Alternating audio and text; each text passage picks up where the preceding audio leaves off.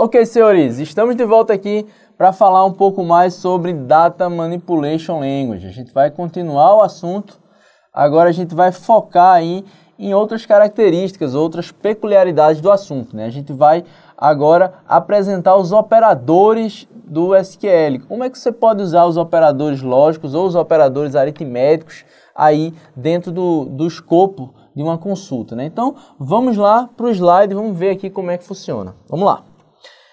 Os operadores relacionados à cláusula select ou o grupo de comandos possíveis aí dentro do select. Então vamos lá, quais são os operadores que a gente pode usar? Primeiro, os operadores que a gente pode utilizar são os operadores ou as expressões aritméticas. E aqui a gente pode usar qualquer um das operações que a gente aprendeu lá no curso de fundamental, né? As operações de subtração, adição, multiplicação e divisão, elas podem ser utilizadas tanto com atributos das tuplas ou da tabela, quanto com constantes. Então você pode, por exemplo, aqui embaixo a gente consegue enxergar isso, dizer que um determinado total vai ser multiplicado por 100.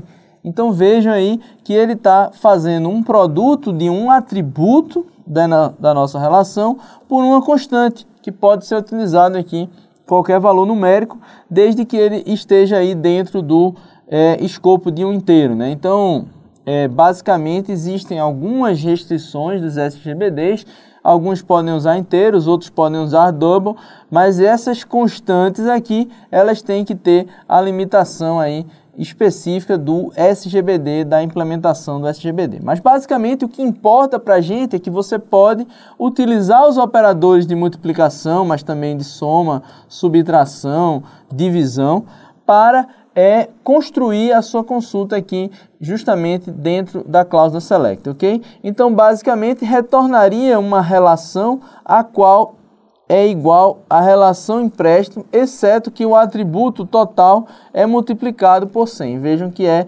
justamente o que está acontecendo aqui por conta da utilização desse operador aí dentro do comando select, ok?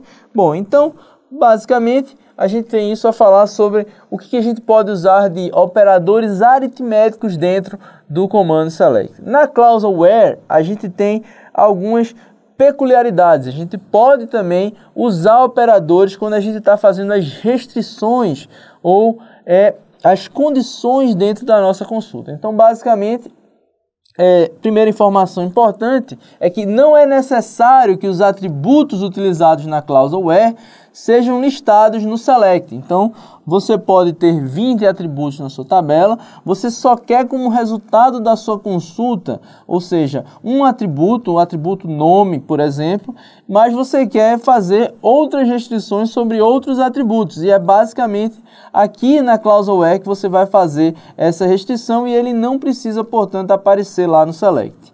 A cláusula where corresponde ao predicado da seleção da álgebra relacional. Professor, o senhor já falou isso 3 ou 4 vezes nesse curso. Justamente, pelo amor de Deus, não falem que o select ou a cláusula select corresponde à seleção na álgebra relacional. Pelo amor de Deus, isso é uma coisa que deve estar na cabeça de vocês. A cláusula where, que é justamente onde estão as condições, ela representa as restrições ou o predicado de seleção representado pelo sigma da álgebra relacional.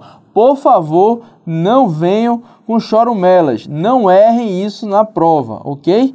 Bom, então, seguindo em frente, após esse parêntese aí dessa ênfase na seleção, que é a cláusula where do comando select, a seleção da álgebra relacional é a cláusula where do comando select, ok? Bom, então vamos lá. Seguindo em frente, na cláusula where a gente vai construir o que a gente chama de predicado. O que seria basicamente um predicado? É uma restrição sobre um determinado atributo que vai restringir o conjunto ou os resultados que aparecem aí na nossa consulta, certo? Então, basicamente consiste de um predicado envolvendo os atributos da relação que aparecem na cláusula from. Então, qualquer atributo que aparece na cláusula from, que é basicamente a lista de relações, que aí a gente vai ver que a gente pode fazer tanto o produto cartesiano das relações na cláusula from, como utilizar aí a junção de relações dentro da nossa cláusula from para construir aí o resultado da nossa consulta. Então, basicamente, este predicado, que é o que importa agora, ele pode se utilizar de operadores aritméticos. Vejam aqui, você pode usar o mais, o menos, o sinal de multiplicação, o sinal de divisão e também o módulo, né? O módulo de um número vai verificar qual é o resto daquele, da divisão daquele número pelo outro. Então, por exemplo, o módulo de 10 por 3 basicamente é igual a 7, ok? Então, basicamente, o porcento ele opera aí a operação aritmética de módulo, né? A gente vai ver que esse porcento vai representar outra coisa quando a gente estiver operando com strings. Por enquanto, os operadores aritméticos são esses 5, ok? A gente tem também os operadores de comparação, que é justamente o que a gente vai ver no próximo slide, quais são os operadores de comparação, e a gente pode utilizar os conectivos ou operadores lógicos para interligar vários predicados. Então eu posso, por exemplo, ter um predicado 1, AND, um predicado 2, isso tudo, OR, um predicado 3, ou outro OR, a negação de um predicado 4. Então vejam que eu posso utilizar aqui os conectivos, né? No caso aqui eu iria utilizar o NOT, então eu posso ter a negação de um predicado 4, posso utilizar os conectivos e posso utilizar o conectivo AND para construir uma restrição aí na cláusula where, que vai ser justamente que vai restringir ou limitar a quantidade de tuplas que aparecem aí no nosso resultado, ok? Bom, então visto isso, vamos lá, vamos seguir em frente e falar dos operadores de comparação. São basicamente esses 6 que aparecem na tela.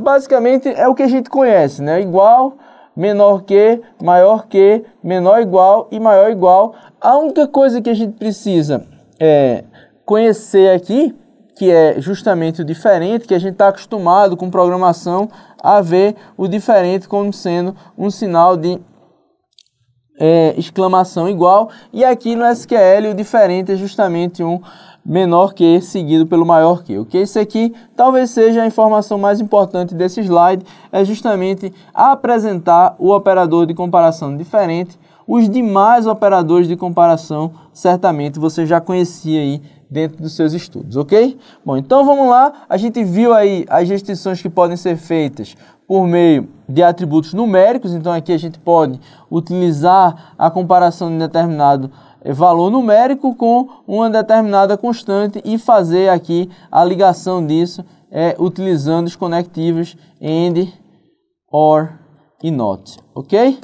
Bom, então vamos lá, vamos seguir em frente agora e vamos falar um pouco mais sobre operações. E agora falar sobre operações com strings. Basicamente, quando você tem strings ou quando você vai operar com string, você vai utilizar a sintaxe do like ou not like, que é quando você quer fazer uma comparação entre uma string e um determinado atributo, e você vai utilizar os caracteres coringas ou os caracteres de %, e underline para representar aí algumas características dentro dessas restrições. Então, vamos dizer primeiro o que cada um representa. Quando você usa o % numa comparação, que é justamente o que está acontecendo aqui, veja, a gente tem um select from persons, where city like, e basicamente o que ele está dizendo aqui é o seguinte: o atributo city, ele vai ter como resultado, vai aparecer no resultado, quando o atributo city for like, ou seja, a string ou o valor armazenado por atributo city, ele vai terminar com a letra S, independente da quantidade de caracteres que aparece antes do S. Então, uma cidade que a gente sabe que tem essa característica é Manaus, né? Então, Manaus termina com a letra S e possui justamente uma quantidade de caracteres antes do S, que é justamente o que representa esse operador de porcento aqui, quando a gente utiliza ele dentro dessa aspas simples, que a gente está comparando aí justamente strings, ele representa uma quantidade ilimitada, uma quantidade indefinida de caracteres antes desse caractere aqui. Outra opção que você pode ter, a gente pode verificar aqui embaixo, é usar o caractere de porcento, no caso, a representação do porcento, antes e depois da palavra-chave que você vai querer encontrar. Então, você vai colocar aqui um TAV, então, você pode ter qualquer quantidade de caracteres antes e qualquer quantidade de caracteres depois dessa string aqui que você colocou, né? Então, para facilitar, eu não estou conseguindo me lembrar de nenhuma cidade que tenha essas duas letras no meio, então eu vou utilizar o CI%, e vou colocar isso aqui é um I, né? Então, eu vou colocar %, CI%, e aqui eu vou conseguir trazer a cidade de Recife, que é a minha cidade natal. Então, basicamente, vejam que aqui a gente está dizendo que independe da quantidade de caracteres que aparecem antes ou depois desse string que você põe aqui entre os porcentos, você vai trazer isso como resultado. E o outro caractere coringa, professor, esse underline, para que ele serve?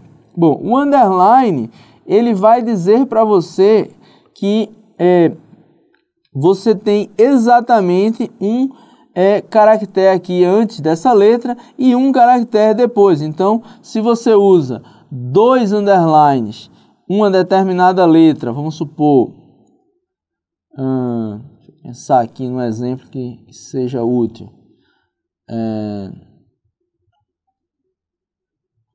Vamos botar um T aqui, vamos botar duas outras caracteres aqui, que seria underline.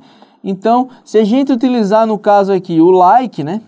O nosso exemplo aqui que é mostrar o funcionamento também do not like, a gente vai chegar nele daqui a pouco.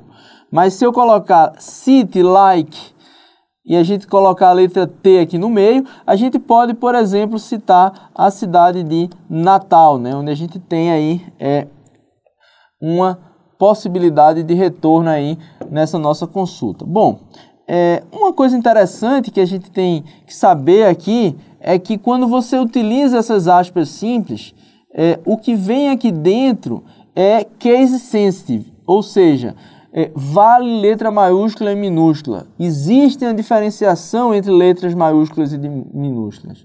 Se você se lembrar, a gente falou sobre isso. A sintaxe de SQL, quer dizer, o comando select, a cláusula from, a cláusula where, nada disso tem distinção entre maiúsculo e minúsculo. Quando você utiliza a aspas simples numa comparação aqui ou numa operação com strings, você vai começar a diferenciar o maiúsculo e o minúsculo, que é justamente o que acontece aqui na cidade de Natal. Se você colocar esse T maiúsculo aqui, você só vai pegar os nomes Natal com o T maiúsculo, e a mesma coisa acontece se você utilizar o T minúsculo, você só vai conseguir trazer como resultado strings cujo T seja minúsculo, ok?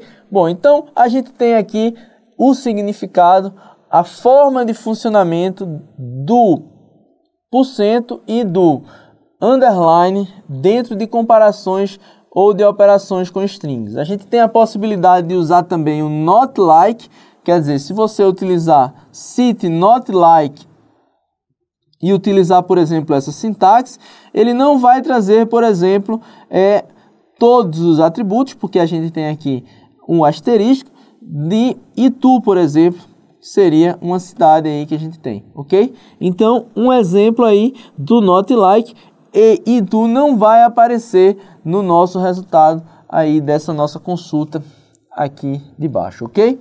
Bom, então, outros operadores, a gente pode falar de outros operadores aritméticos. E aqui a gente tem um operador aritmético importante, que é o between. O between é para evitar que você fique utilizando o menor igual e o maior igual, sempre que você quiser restringir limites de valores possíveis, valores numéricos possíveis. Então, basicamente, você usa o between. O between, ele é inclusivo, quer dizer, ele inclui as extremidades, ele é um intervalo fechado, né? A gente sabe que existe o conceito de intervalo aberto e intervalo fechado.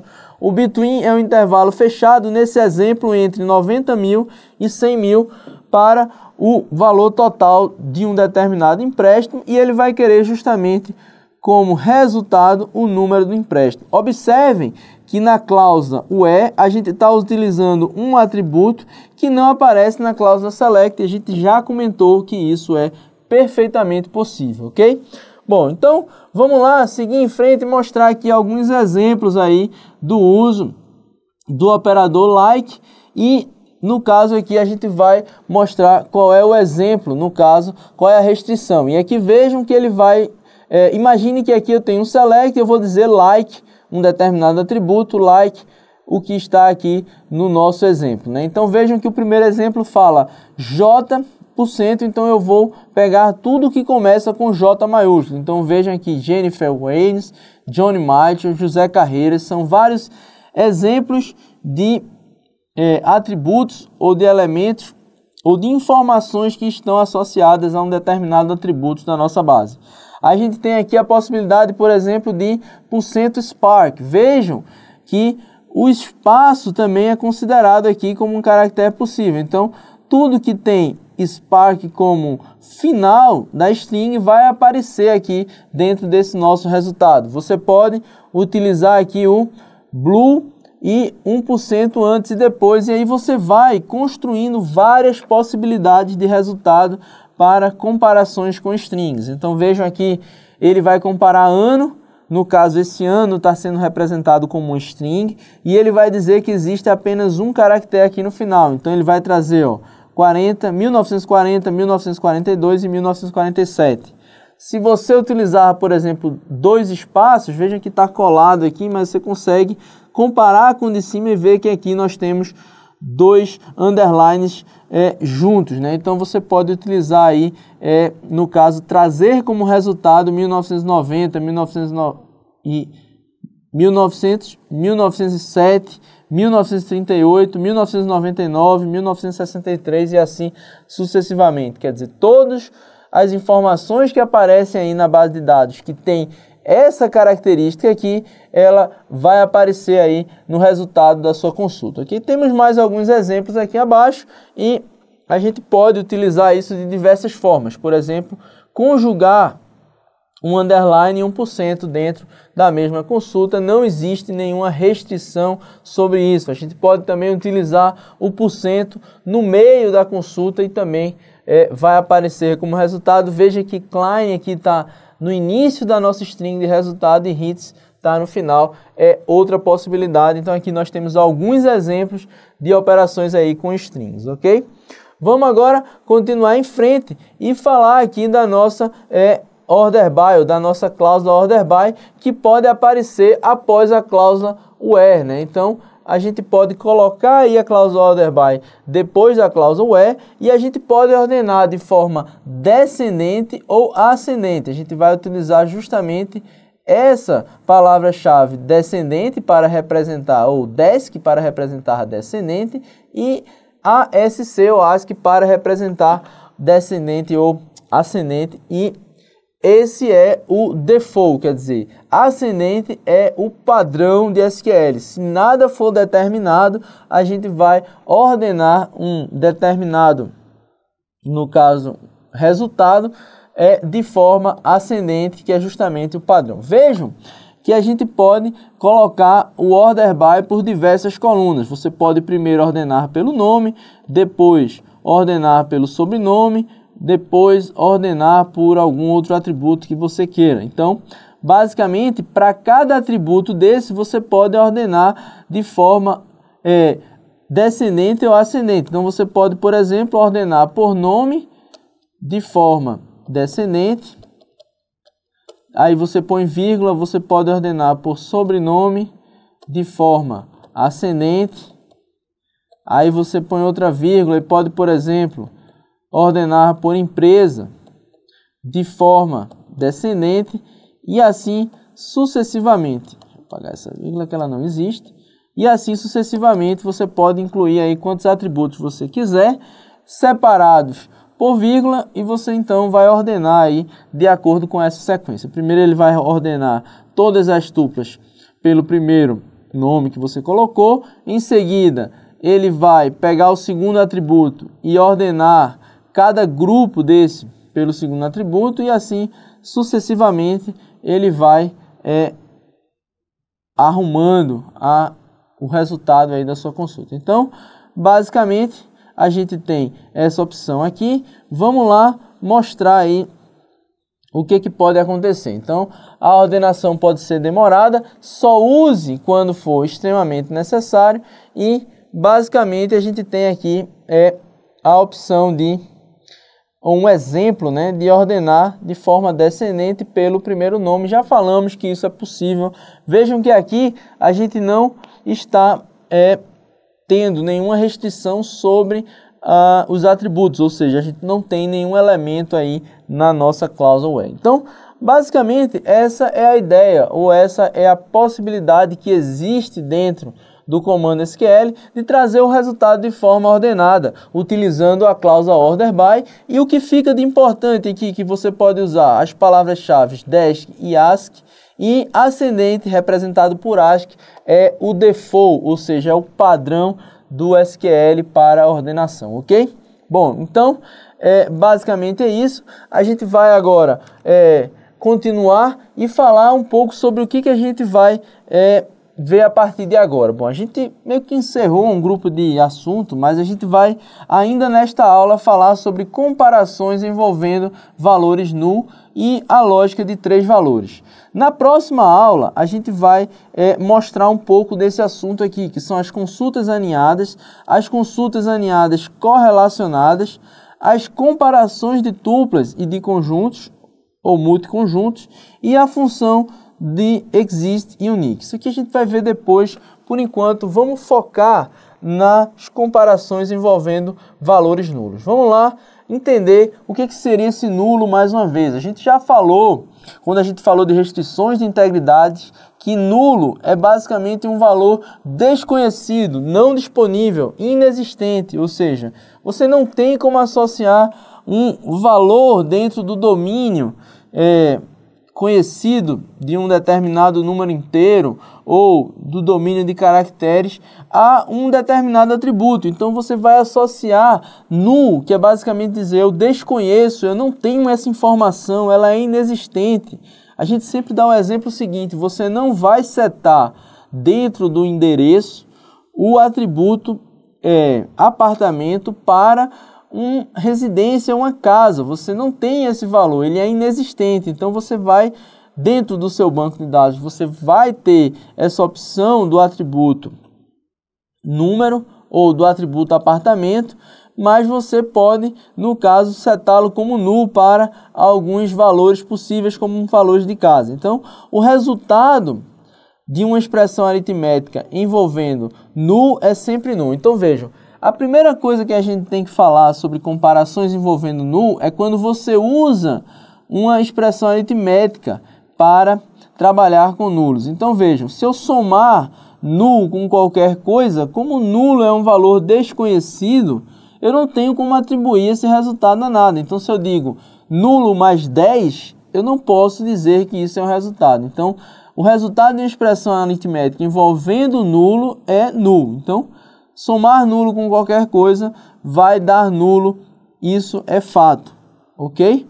Bom, outra opção é quando nós temos operadores, operações envolvendo null podem retornar false. Basicamente a gente tem operações de lógica, né?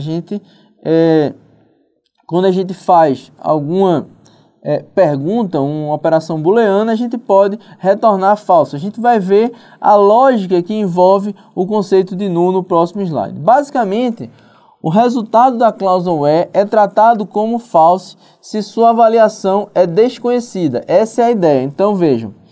No caso, se P is a null é true, se a avaliação do predicado é P igual a null. Então, basicamente, a única forma do resultado ser true é basicamente você perguntar aqui se P é igual a null e ele for null. Então, uma avaliação envolvendo null desta forma é verdadeira, né? Mas outras comparações envolvendo null vai retornar falso. Por exemplo, se eu perguntar que P é maior do que null. Isso não faz sentido se P for um valor qualquer, porque a gente não tem condições de ter conhecimento do valor nulo. Basicamente essa é a ideia. Se você tem o P como nulo, ou seja, se P de fato é desconhecido e você compara ele com nulo, no caso, a gente utiliza a cláusula is null, né? Basicamente a SQL nos oferece essa cláusula, então ele pode retornar true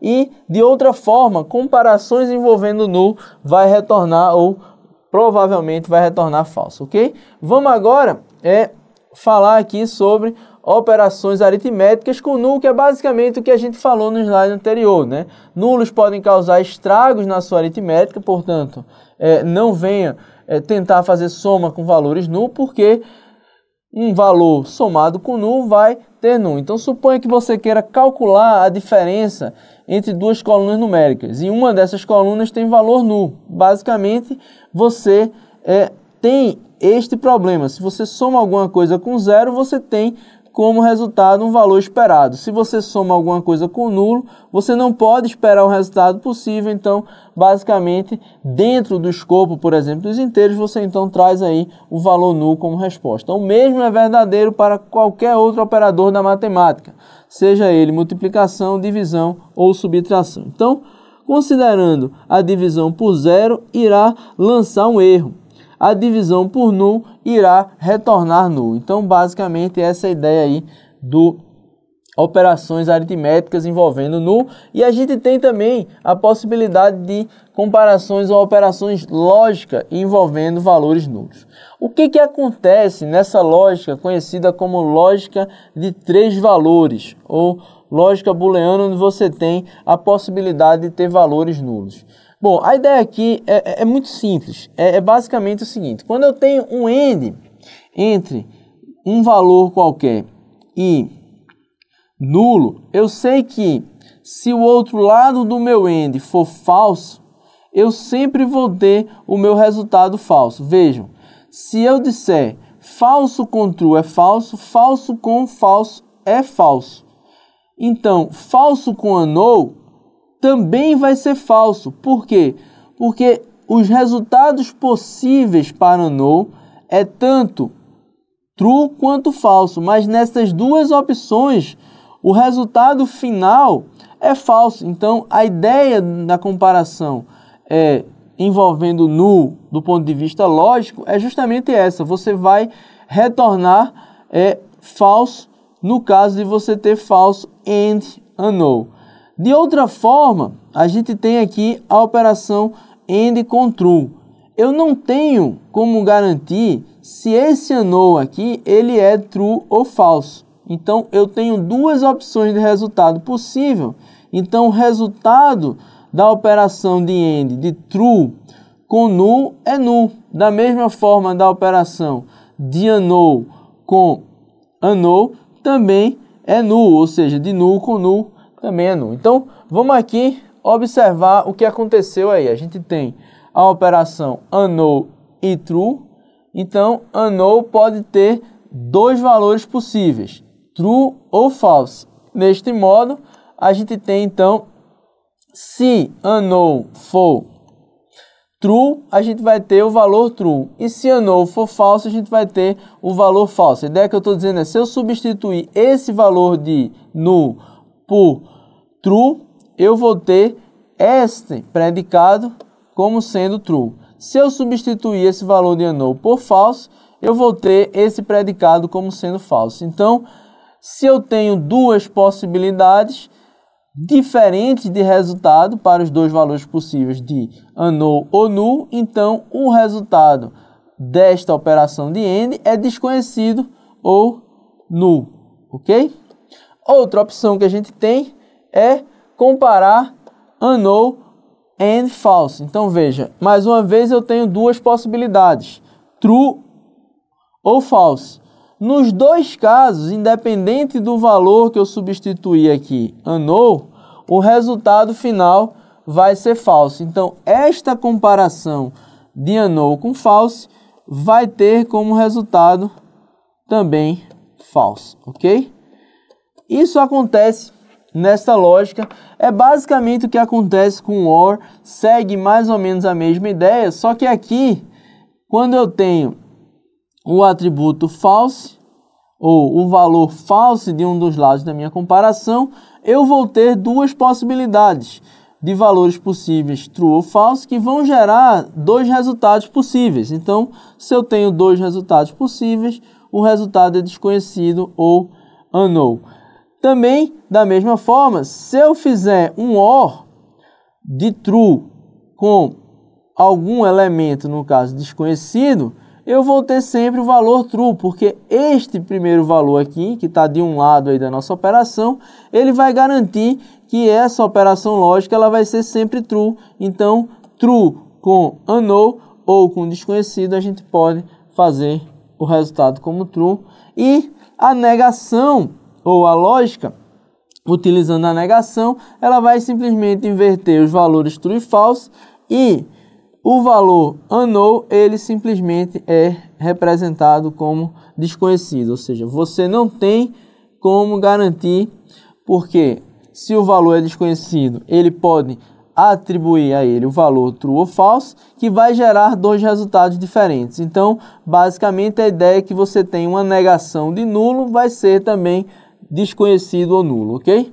Bom, então visto isso, a gente termina essa comparação até um pouco chata de comparações envolvendo null por meio de conectivos lógicos, mas eu espero que você tenha entendido. Você pausa um pouco o vídeo, observe esse slide com calma, você com certeza vai entender o que a gente explicou aqui até agora. Bom, a gente tem algumas considerações aqui sobre comparações envolvendo null, vamos ler rapidamente, ou seja, encontre um exemplo, né?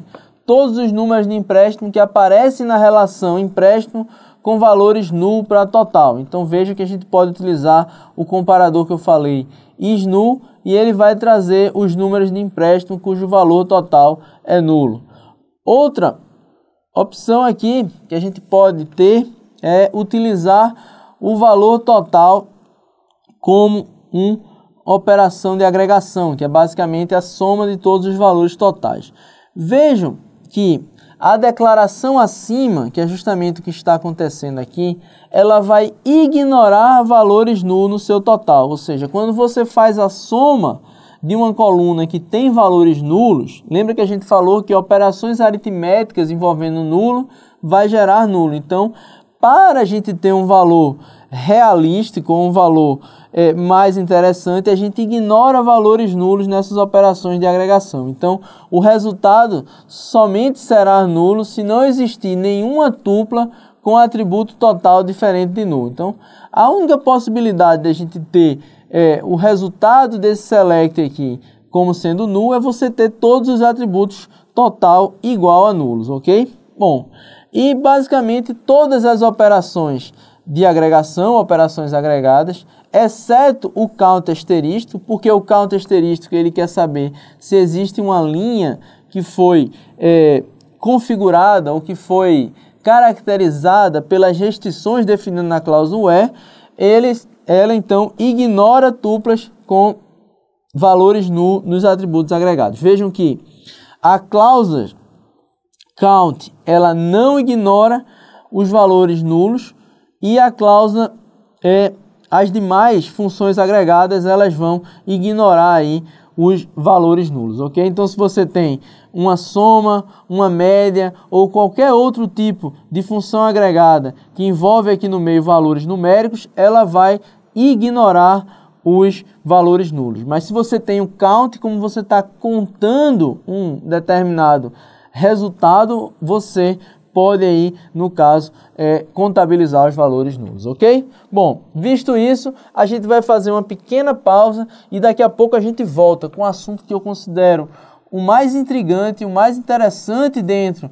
de Data Manipulation Language, que é justamente a ideia de consultas aninhadas. A gente vai ver o poder de SQL dentro deste assunto, ok? Vamos fazer uma pausa, fique com Deus e já já a gente volta. Forte abraço!